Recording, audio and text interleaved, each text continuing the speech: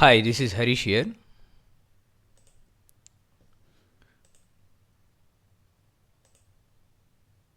Welcome to DB2HA tips and tricks tutorial. In this tutorial, I'm going to talk about open source HACMP, how to implement DB2 high availability using open source cluster software Pacemaker and Corosync. The scripts that I'm using, the data file that I'm using are freely available at db2lewacademy.blogspot.com. Please subscribe to YouTube channel youtube.com/db2lewacademy. This is the problem scenario and the information slide. There is a prerequisite before you watch this video. It is better to watch the poor man's HACMP tutorial, wherein I talk about what is the concept behind the HACMP tutorial and how it is a shared disk-based shared architecture. So it is like the storage will be shared using shared storage concept. So it is better to understand, like, look at the basics of the HACMP first. And after that, if you come to this video, it will be more meaningful. And DB2 high availability, we are going to implement using an active passive model.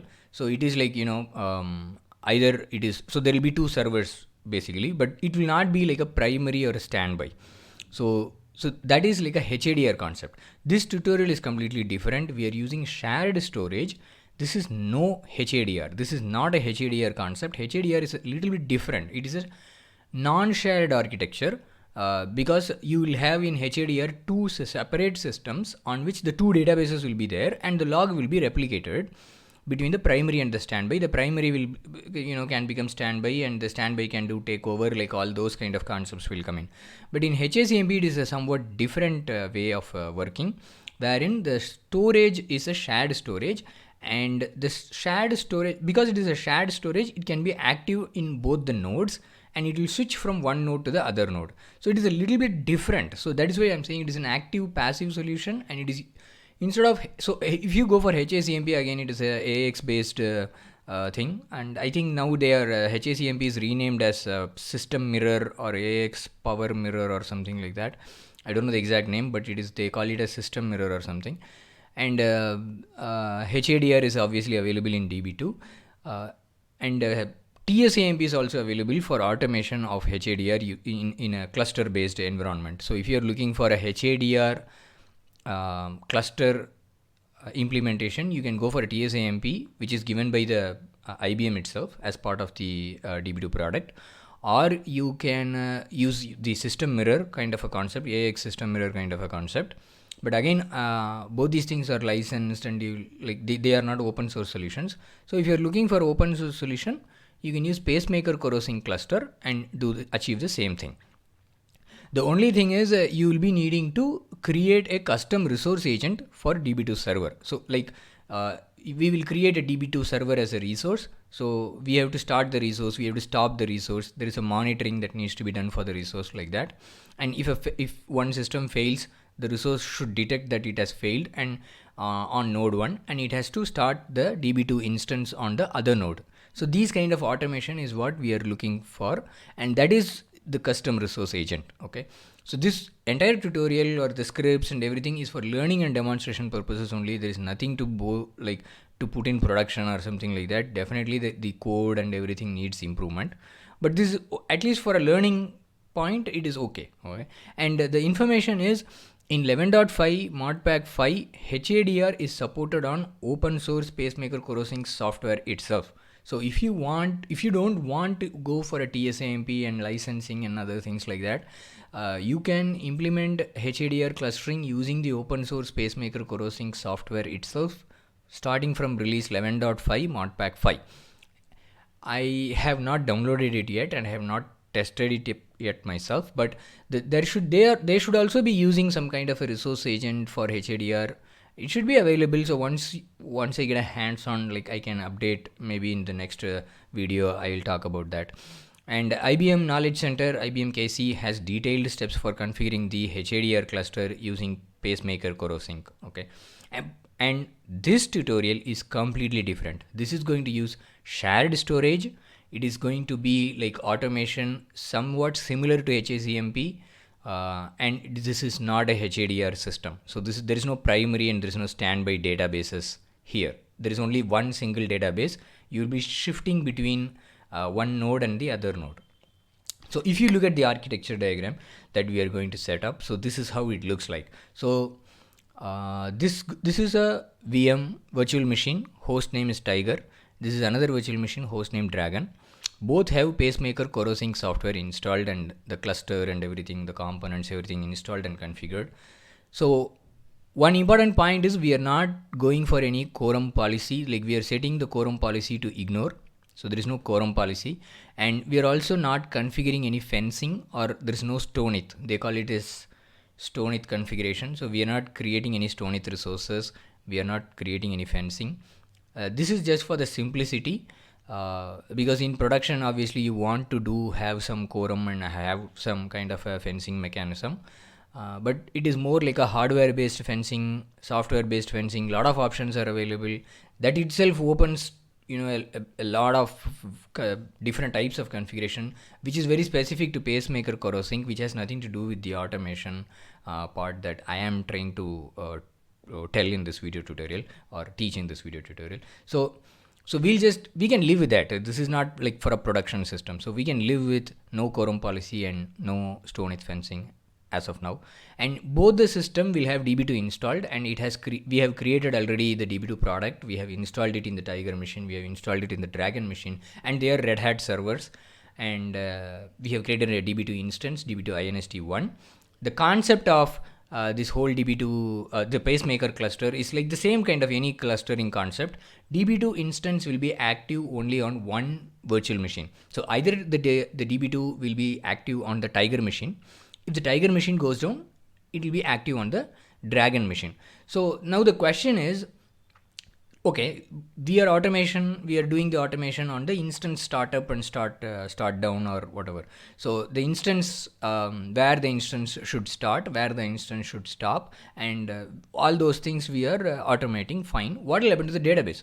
So when you create the database, you have to create on a disk. So the database, when you say, if you look at the command db2 create db name on some particular path, right?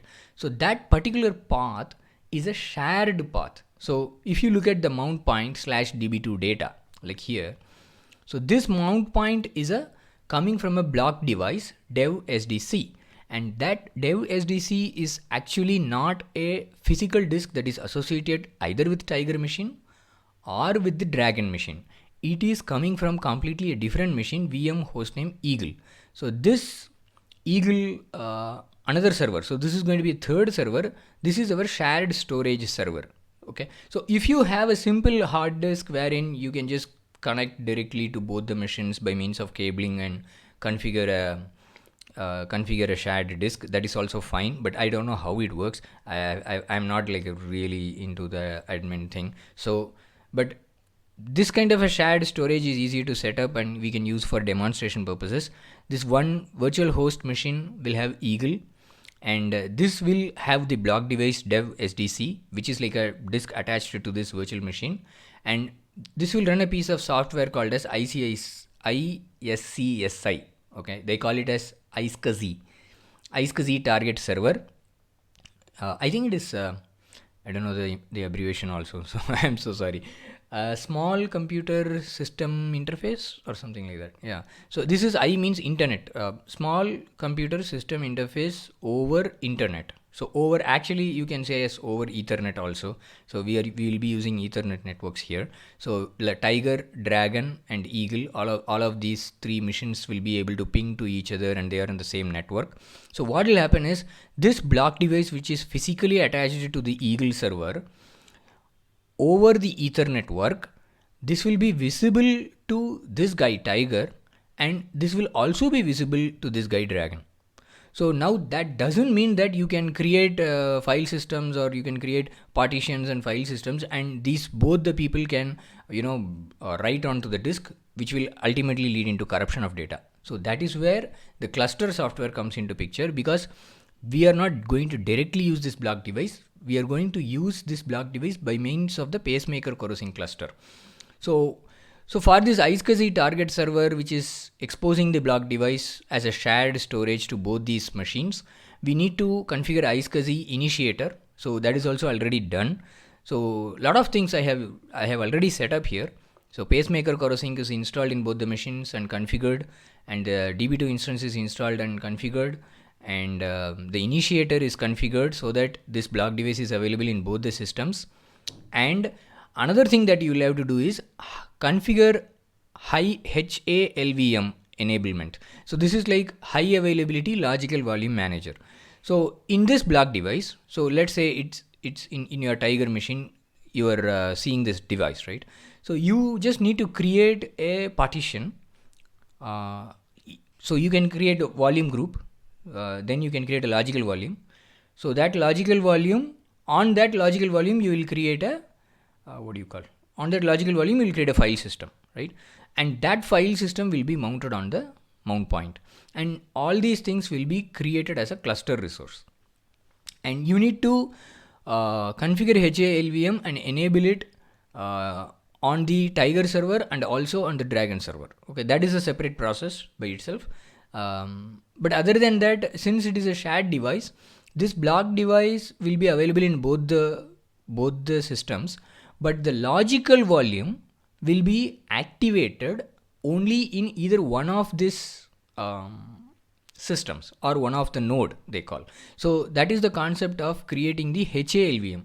See, this block device, even though it is available in both the places, the HALVM will make sure that the logical volumes that we create using this block device are enabled, or it's not, you should say activated. The logical volume will be activated either in this node or in that node. It cannot be present in both the nodes. Since the logical volume itself is available only in one node, you will be creating the partition, you will be creating the file system on that logical volume, and that will be mounted as DB2 data. So this DB2 data mount point itself will be available either in Tiger or in Dragon machine. But the even though these are available here, the mount points is here. If you, for example, if you create a database and if you run from the Tiger machine, and this DB2 data is actually pointing to the dev SDC here physically. So the data is physically available in the Eagle machine only. It's just a mount point. It is getting mount point is moving from this point to other point. So this is why from this node to other node. So this is why I was telling. If you look at the prerequisites video, you will understand what I'm talking in a very good sense. Okay, so let's leave all these things. So we'll just go into the demo. Okay, so let me close this. So here first I want to show you. So this is the let me show you the virtual machines. So this is the Eagle virtual machine. So this is a SUSE Linux box. So this is the iSCSI target. So if you look at first, let's look at this machine. So you will find that if I give fdisk-l, see, you see that here dev SDC 5 GB, dev SDB 2 GB. So there are two disks. So this is the dev SDA, so the 17 GB. This is where the SUSE Linux OS is installed. Okay, so this is where there is a Linux swap space, there is Linux, all these things. Okay. But what happens here? See, this is a 2 GB disk that is separately attached here. Similarly, there is a disk dev SDC 5 GB which is separately here, and I have created the partition SDC1, and you can see that it is a Linux LVM partition. Okay, so all these things are done here, and once it is done here, what I'll do is I'll show you the iSCSI target. Okay, so this is the iSCSI target configuration. So this is for the shared volume purposes. So you can see that this is the thing, this is the global. I am using no authentication, and this is a separate tutorial by itself. Okay, so as of now you can see that there are two targets available. So one that is ending with BA, another one is that is ending with 37F. This is 3BA and this is 37F. So if you click on edit, you will see that dev SDB is, so the dev SDB is also exposed, and dev SDC. Okay, so this is dev SDC, that is also that is the LUN. You can see that this is the LUN and this is the value. So both these things are available, two disks. So which means that there are two target servers available for sharing, right? So that so this is the iSCSI target. So you will have iSCSI clients or the iSCSI initiators. So obviously, since we have given no authentication, so they can just log in into this target server. So we will not talk much about detail about this, but just understand that these are the target servers. So there is, so here you saw DevSDB and DevSDC as two targets. So you will see the same thing in, for example, root. If I go fdisk-l, I'll say, see, this is again, you will see here, the SDA is 17 GB. This is for the RHEL system. So this is an RHEL system. Okay. So if you want to look at uname, you will see that, okay, uname is Linux, uname -a. So this is GNU. Okay. I don't know. How do I say? More /etc/rel star release. Okay. Okay. RE star. See, this is a etc Red Hat release. Okay. Red Hat Enterprise Linux. This is a different server. Okay. And don't get confused. Okay. That is a different server. And I'll run fdisk-l here. So you will see that there is SDC, okay, which is of 2 GB, and SDB, which is of 5 GB. Okay, SDB is 5 GB. Similarly, you will, so this is the 2 GB and 5 GB that I was talking. Okay, and in Dragon also the same thing will be available. So this is again a completely different machine. This is Dragon. So you can see the host name here itself. Okay, so this is for Tiger, and this is for Dragon. So I'll again run fdisk-l. So that is the shared storage that we are talking about. So here SDC is 2 GB, SDB is 5 GB.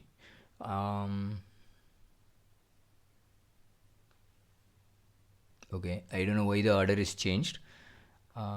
Usually I get kind of the same ordering, but I don't know.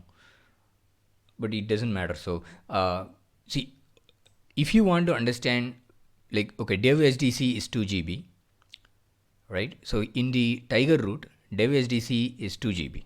Okay, what is that particular thing? If you want to understand that, cd/dev cd something I used to see here, disk by path or something. I forgot that. Okay, let me check. Okay, dev disk cd disk. Okay, then by path, so you go into there.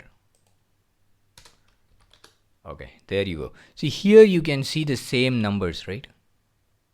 See, this target number is what I was telling. iSCSI IQN 202011 com.example, this whole number, right? So this is a partition. This is for the disk block device. This is a partition. This is for the block device.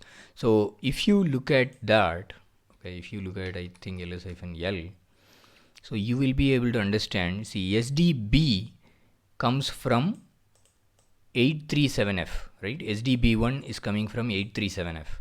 So if you go to the Eagle server, 837F, so this is the one.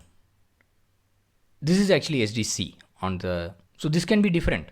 So in the target, so in the Eagle machine, dev SDC is available as SDB. Okay, so in the Eagle machine, what is dev SDC?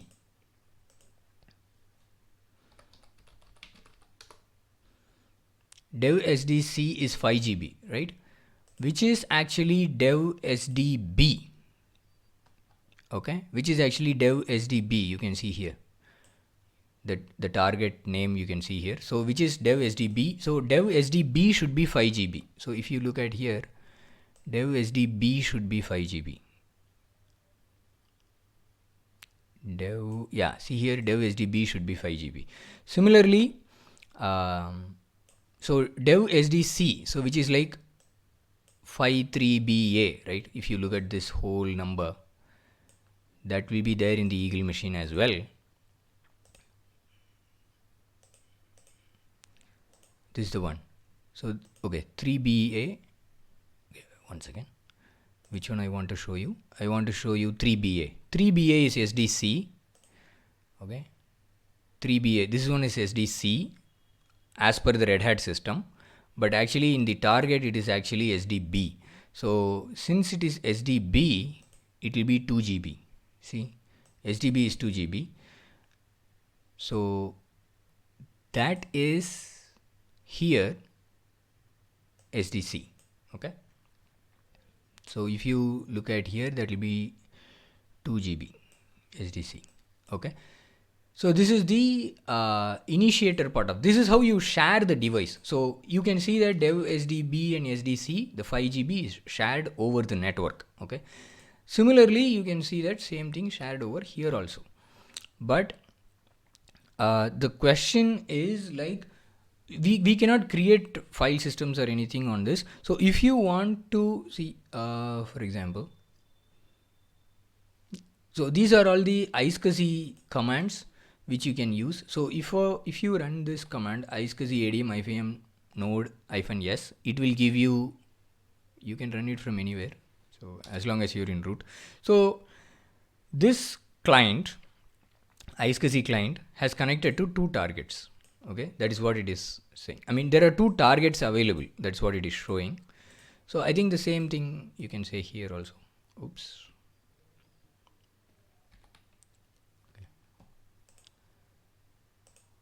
What is the command? iSCSI adm node s. Okay, you can run from the target here also. So the same thing, there are 2 targets available. And session will tell you what is the currently established session. Okay, if you run at that, so there are 2 sessions established. So TCP1 and TCP2, there are 2 sessions established. So that's why you are able to see dev SDB and SDC here. Okay, so there are 2 sessions established. These are connections to the hard disk SDB and SDC on the target on this particular IP address, which is the Eagle machine IP address. So you can see that this is 127, right? I'll show you right away. IP address 127. There you go. Okay. So it is on that system. It is accessing the physical devices. The physical device is here in this Eagle machine. It is by means of this iSCSI protocol and iSCSI over Ethernet and all that, we are able to share the block devices to both Tiger and Dragon using the iSCSI initiators. Okay. So even after doing that, what I'm saying is, okay, this command is for if you know specifically the target name, you can log in and log out. So if I run this, actually the dev SDC will go away. Okay. So as per the configuration. Okay. So this is the one. So, but I don't want to go into all these things. Okay. So this is a completely different topic. So, but the thing is, you should set up the iSCSI client, iSCSI target. You need to set up all these disks and make sure that those disks are available in that path and everything. Okay. And after that, you have to install DB2, which I've already done. You have to install Pacemaker and Corosync, which I've already done. So if you want to understand about how to do that and all that, there is this URL, unixarena.com, and this URL gives you a complete tutorial of how to install Pacemaker, Corosync, how to do quorum, how to do configure various resources, how to configure active passive clusters. Everything is there. So I'm just as looking at this video tutorial only, I learned, and from that only I did that. Okay. And the next thing that you want to do is you have to configure HALVM for your disk. So you need to do this on both the disks. Okay. You have to configure HALVM on both the disks. But okay, this should be like this. It's Control X. Okay, like this. Okay. So you have to configure HALVM for the particular shared disk that you want, and you have to do that on both the servers. So how to configure HALVM, that is again, you can go to this video tutorial, golinuxcloud.com, configure HALVM, and obviously there is Red Hat documentation or Google search. Multiple resources are there. If you want to go with proper documentation, read and things like that, you can go there. If you want like a quick way of doing it, these articles are also there in the web, which will help you do that. Okay. And once you enable or configure HALVM on both the nodes, You can go and use your traditional VG create, PV create, LV create, everything will be the same, but you need to do it only on one node. Okay, that is enough. Okay, so once you do all these things, we are all set up from the storage standpoint. See, because first thing is, if you look at our architecture, right?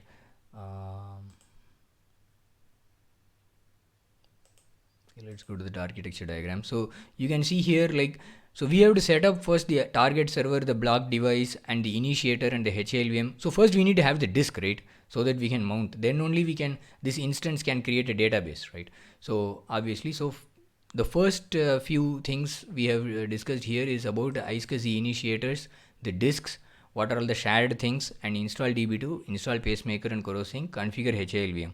So for all these, I have given all the sources from which I did that. So you can also read the same thing, okay? Or you can just go to Red Hat documentation or Google search, is up to you, okay? So I have already completed all those steps, and we'll run PCS status command. This is the cluster part. So we are going to get into the cluster part now. So PCS status command will run on root node. Okay, just clear the things. Okay, let's run PCS status. So nothing is currently running. Go to Dragon. PCS status is not running. Okay, then what we'll do, we are going to create a cluster. So PCS cluster setup, again, this particular how to install the software, apart from how to install Pacemaker and Corosync, this link discusses also how to create the cluster. There is how to create the cluster also. So I am just copying the commands directly here.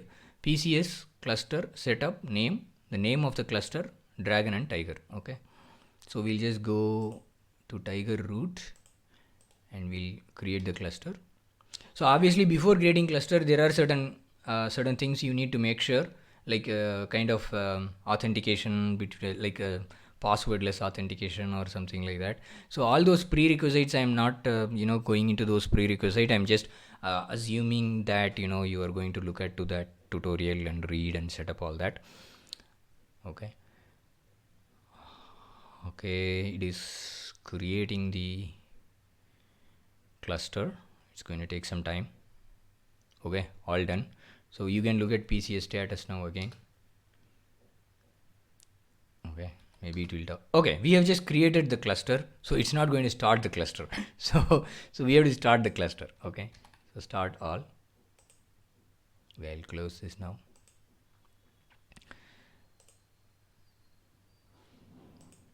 I will go to root directory. Okay, PCS cluster start all. So this is going to start the cluster on Dragon Tiger. Okay, so it basically starts two services, like Corosync service and Pacemaker service. So on Tiger and Dragon, so total 4 times. That's what you're getting. So let's look at the PCS status now. So it says unclean. So that's because no Stoneit devices, because Stoneit enabled is not false. So you have created the cluster and there are 2 nodes are configured, but the nodes are not clean. So it says unclean. So you have to configure you have to set the quorum, you have to set the Stoneit or the fencing and all. If you remember, I said I'm not going to do all that. So I'm going to bypass that. So if I want to bypass that, I have to set this property, Stoneit enabled false, and property set no quorum policy as ignore. Okay, so I'll just do that quickly, and I'll also say PC status after that. So let's do that in one go, everything. Okay, so now you can see online, Dragon and Tiger, both the nodes are now online. They are part of the cluster, but there are no resources inside it. So we have to create the resources. So what is the resource that we are going to create? Before that, I'll just show you the property. Okay, so this says see cluster properties. This gives the cluster name, the version, whether the watchdog is there, no quorum policy, and Stoneit enabled is false. This is okay for educational purposes. Okay, again for production it's not good, and it is also giving you the status on quorum. So there are a lot of PCS commands. So this is all cluster commands. So again, you can watch at the tutorial. So it gives Corosync vote quorum is the quorum provider. So there is also QNet QNet device as a quorum provider. There is a storage based quorum. There is a storage based fencing mechanism. There is a storage based fencing, and there is SCSA disk based fencing mechanism. A lot of this fencing is there. A lot of quorum options are there. So it's an extensive topic by itself. So as of now, we are just using Corosync vote quorum, and we are also saying like ignore the quorum actually. Okay, because it's a 2-node cluster, so it's kind of okay for learning purposes again. And I am saying resource default resource stickiness equal to 100. So what this will do is, say for example, on node 1, if the resource goes down, on the node 2 the resource is coming up, right? Which is like the takeover, but this is not takeover, but it's like a takeover, similar to a takeover. So then other node takes up the workload, right? So what happens if the node which went down comes again, right? What will happen is it will again move back, right? So again there is a failover again happening, so which we don't want. So we want, because if already it is running, so why to disturb? Why again I want to put, like if you have 2 powerful machines and 2 identical configuration machines, then this option is a good one. So this is like to put your resource stickiness as 100. Okay, so we'll just set that. It is always, again it depends for, so you can set it at a, see I'm setting it like a complete default for the cluster level, but you can set it at a individual resource level also. So PCS cluster default cluster stickiness is 100 is also set. So this is helpful. I'm going to demo that why it is helpful. I'll show you that. So next we come for the resource creation segment. So this is where the resources are created. So this is the one I was telling. So resource create HALVMD. This is the name of the resource, and it is from OCF Heartbeat LVM. So this is the provider, and volume group is VG cluster, and exclusive equal to true, and group equal to HALVM. So I am placing this resource HALVMD inside the group HALVM, and note that I am saying exclusive equal to true. So which means this resource will be either running on the Tiger node, or it will run on the Dragon node. So it will run only on one node, like that, exclusive activation. And the volume group, the LVM volume group name is VG cluster. So if you ask where is this VG cluster coming from, we have created the VG cluster here. When we configure HALVM on the disk, we have already created using the VG create, LV create, PV create. We have using all those things. We have already created the volume group VG cluster. So it is already there. So I'm just going to run this resource on the Tiger machine. So you can see all the things are there. Okay, let's create the resource. Okay, PCS status. So you can see that it started on Dragon. And the next thing is you need to create a file system. So dev VG cluster CLXFS. So on this volume group, there is a logical volume, and that logical volume is CLXFS. And on that logical volume, I have created a partition also. So that partition I'm going to mount it in DB2 data. So this is all done already. So this is the resource creation part, and you can see that which directory I want to mount, and what is the file system type, and what is the group. I am placing everything inside the same group. Okay, so let me run that as well. Now I'll say PCS status. Now you will see that she started on Dragon, starting Dragon, and started Dragon. So I am in root server here, Tiger server here. So see here, there is no mount point available. Let us go to Dragon server. You can see the DB2 data mount point is there. Dev mapper VG cluster volume group logical volume name.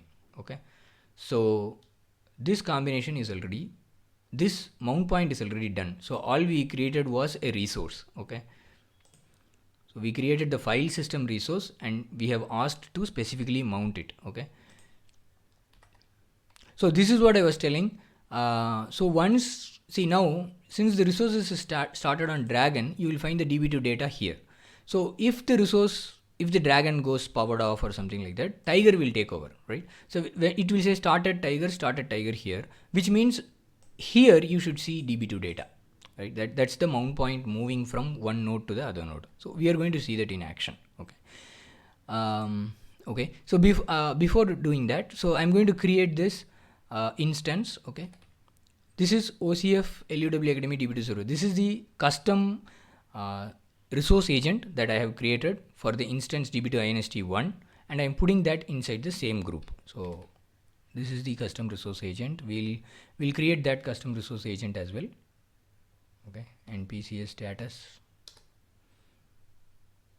and it is saying, see, the custom resource agent is starting the DB2 server on Dragon machine. So that's what it is meaning. Okay, and it started. So let's go and see. So on Dragon DB2, I have logged in the Dragon machine as DB2 instance. So I should be able to say ps-eaf pipe grep-i db2 sysc. So yep, 6531 is the process ID. The DB2 sysc is already started.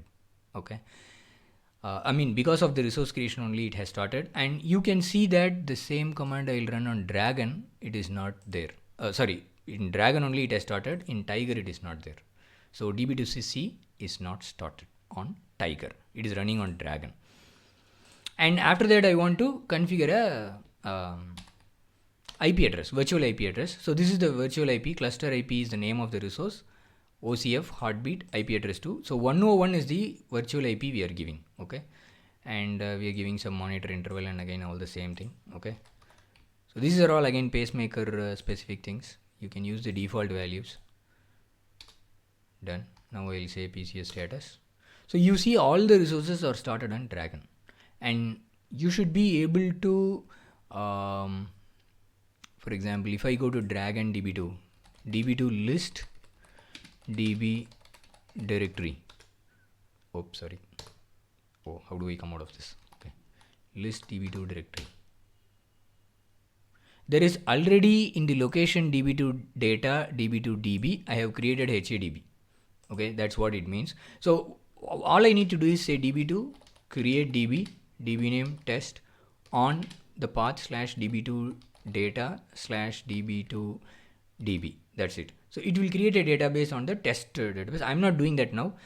I have already done this, and that is what you are seeing, HADB. Okay, so what I can do probably is I can connect. Okay, let me do one thing. I will not do a local connection, I'll do a remote connection, because there is a virtual IP address that we have created, right? So I want to access the node not by means of their physical IP address. For example, here if you look at IP address, see, this machine IP address is 124. Okay, and you can see that there is a secondary. See, this is the alias like that, 101.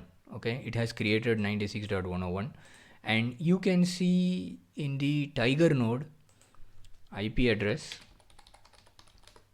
it also has its IP address is 125, but there is no 101 alias, right?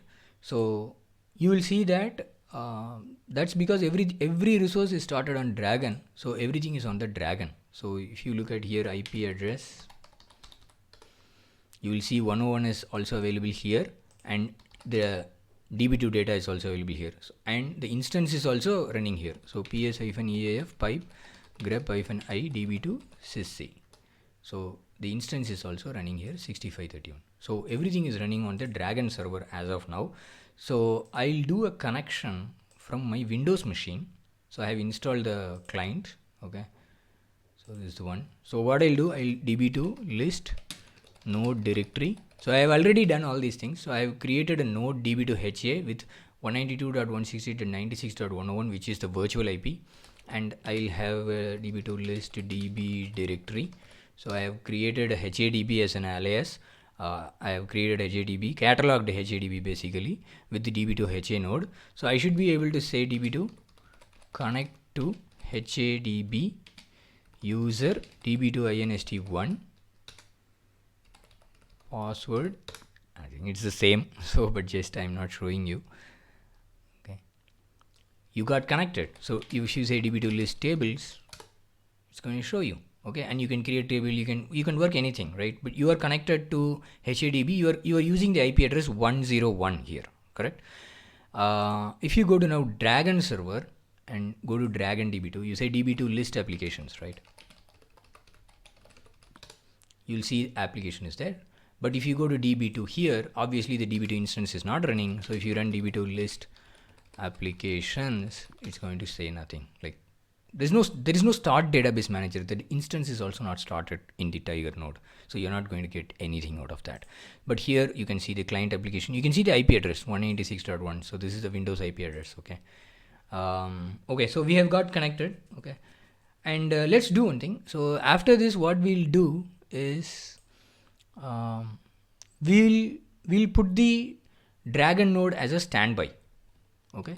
So this is a way. So I don't want to do a power off. So already the video is getting so lengthier. So instead of powering off and rebooting, so what I'll do, I can use PCS cluster standby Dragon. So the Dragon node will be put in a standby mode, which means the resource obviously has to move to the Tiger node, correct? So we'll check that. Okay. So we'll come here to Tiger machine. You can run it from anywhere. So PCS cluster standby Dragon. I want to put as a Dragon. I want to put it in standby. So you can see here, it will go in a reverse order. So it has stopped this, then it will stop this, then it will stop this, then it will stop this. So that is why this resource group is helpful. So if you create a resource group, there is an implicit ordering of the resource. First this will be started, then this will be started, then this will be started, then this will be started. So if you stop, first this will be stopped, then this, then this, then this. Obviously you want to remove the cluster IP first, then you want to remove the instance, then you want to remove the file system, and then you want to remove the logical volume. Okay, that's the sequence. And you can see that everything got started in Tiger as well. So, I mean, it's not as well, it has exclusive. So you can see that here, see online is only Tiger and the node Dragon is on standby mode. So the resources, everything have shifted to the Tiger. So what do you mean by that? If I run df, I should be able to see DB2 data here. Excellent. Then I should be able to see the instance running here. Excellent. See, 6983 is the process ID. And so does that mean here the list applications, no start database manager, which means like there is not even DB2 sysc here. There is no DB2 sysc running. And the DB2 sysc is now going to run here, 6983. Okay. And if you look at what happened to our application, right? So this is only high availability. So this connection will be reset. Okay. So if you say DB2 connect here, it will just say like that. It says like that. But if you say DB2 list tables, I got a connectivity error, because obviously because of the, I have to do this terminate and I have to again reconnect. Okay. So, I mean, this is even for HADR, it's the same. Okay. So when in any cluster, high availability cluster, when you do the switch over, the client connections will be reset. Okay. So now I can go and say list nodes, list tables, and if you want to create table, you can create, and you can see that now here list applications, the application will come here 8. Okay. And you can see that the application 7 got rolled back, right? There are no more applications connected here. The instance got stopped, everything, right? So the application is here now. And you can see that the mount point is also here, DB2 data. So you are now connected. Since I'm using virtual IP, from a client's perspective, I'm just using the same virtual IP to connect. So I'll be just connecting. I'll be facing a small downtime during the takeover period. But other than that, if I reset my connection and again start my work, I should be able to do so. Unaware that the database is now moved from cluster, the database is moved from Dragon to the Tiger. Unaware of that, I am just working. Okay. So I'll just do connect reset. And I'll exit from here.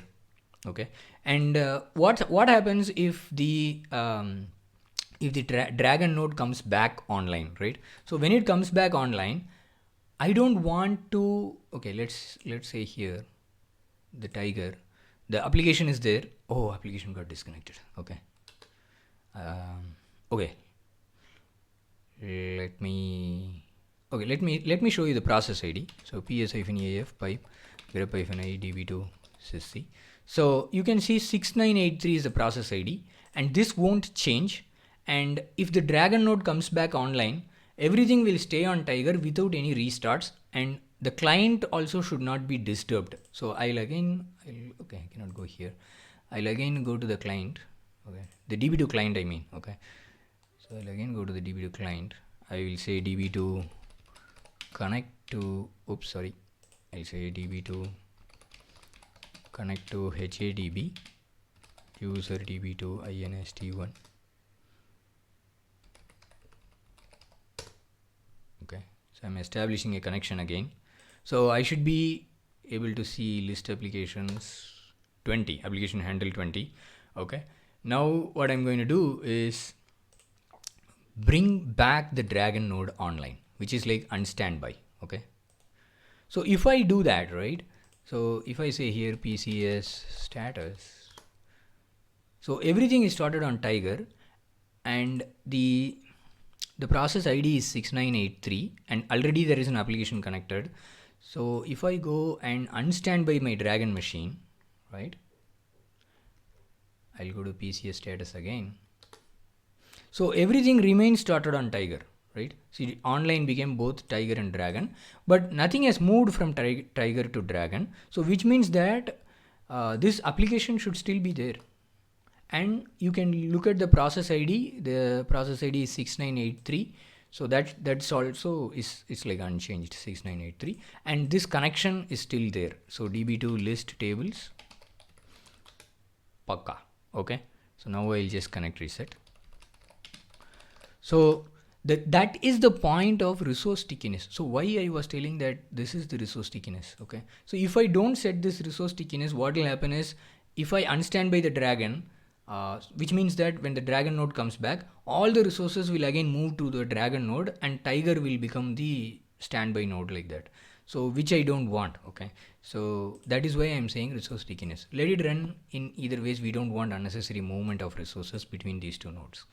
Okay, so that's the idea. And you can also delete all the resources if you want. Okay, so using these commands, and you can stop the cluster, and you can look at the status. Like once it is stopped, you will not see the cluster running, and you can destroy the cluster also. This is like destroying the HADR domain, right? Similar to that, you can destroy the cluster also.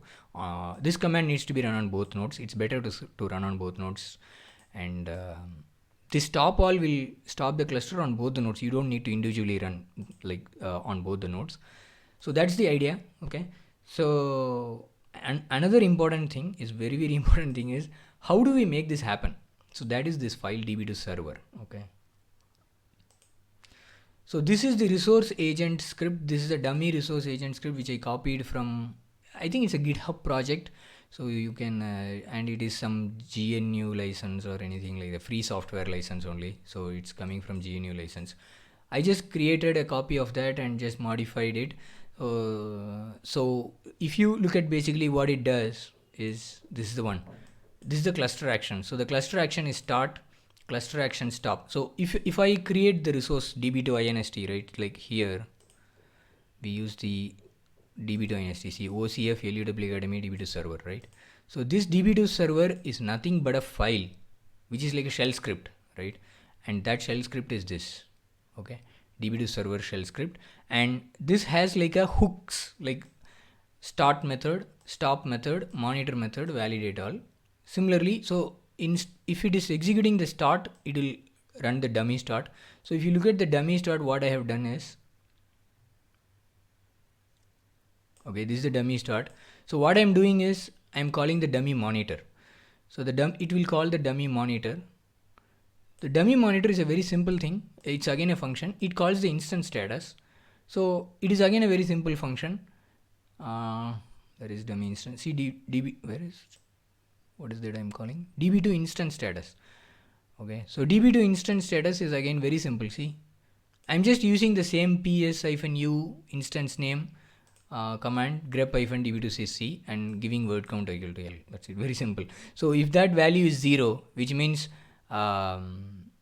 if that value is 0, then OCF not running, which means the instance, the DB2 server instance is not running. Okay, and if it is equal to 1, which means it is already if it is equal, okay, If it is equal to 1 means it is already running. Okay, so it is returning OCF success.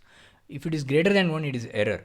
And if it is 0, then the instance is not running. So that's what this means. Okay, so that instance status which we have called in the start function, okay, it goes to the monitor, and from monitor it goes to the start function. Sorry, from monitor it is calling the instance status. So instance status will be, obviously, if it is already running, it will be saying like, OCF success. If it is not running, it will say OCF not running. Otherwise it will return the error message. That's all. So the dummy monitor function is for that, to find out whether the server is already running or not. And if it is already running, it is going to say OCF success.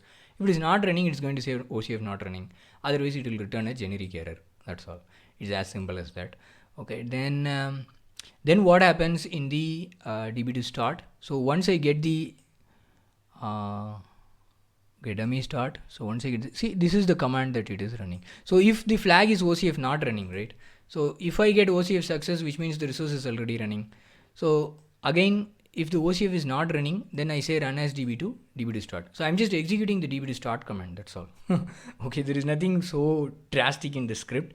Only thing is, you need to understand these hookup functions and how it is enabling you to start a resource and stop a resource and monitor a resource. So if you get this thing done, and if you understand this, there is a lot of Pacemaker documentation available. You can go and read it. I was able to do this, and Pacemaker forums are also there. So I just did a very, very sample script, and already there are some sample scripts which are available. So if you understand this script, what it is doing, it's a very, very simple. It is not very complicated and all the way you think. And if you look at the DB2 stop function, look at what I'm doing. In DB2 stop function, I'm just looking at the instance status, right? So if there is no process running, which means the instance is already stopped, right? So I'll return a success. If it is not there, then I'll force applications all. So in DB2 force applications all, it's just a function. Okay, let me show you DB2 force applications all. See, this function will just run the command DB2 force applications all. That's it. And it is doing in a loop actually, because it is an asynchronous thing, right? So until again I'll run the force applications all, I'll run DB2 list applications till I see no data was written by database system monitor, which means it has forced all the application, right? Then it will return 0. So that is what in the stop function is I am doing. So after forcing all the applications, I am deactivating the database. After deactivating the database, I will stop the instance. It's very simple. It's very simple. These are all just conditions to make sure that we are doing the correct thing. That's all. So I know this video is getting very, very longer than expected. So that's why I'm not able to explain in detail. But definitely this is a not very complicated thing. So if you have a basic understanding of the Pacemaker and Corosync cluster, you can write your own resource agent. So DB2 is in 11.5 modpack 5. They are providing probably their own resource agent, but it will work more towards the HAD or primary standby kind of a configuration, not like this configuration. So and already some DB2 scripts are also available to do this. So this is just my custom resource agent. Already Pacemaker itself is providing a DB2 script. So that is a different topic altogether. Okay. So that's it in this video tutorial. Hope this information was useful to you. So thanks for watching this video. Please subscribe to my channel DB2 LUW Academy. See you in the next video tutorial. Until then, bye-bye.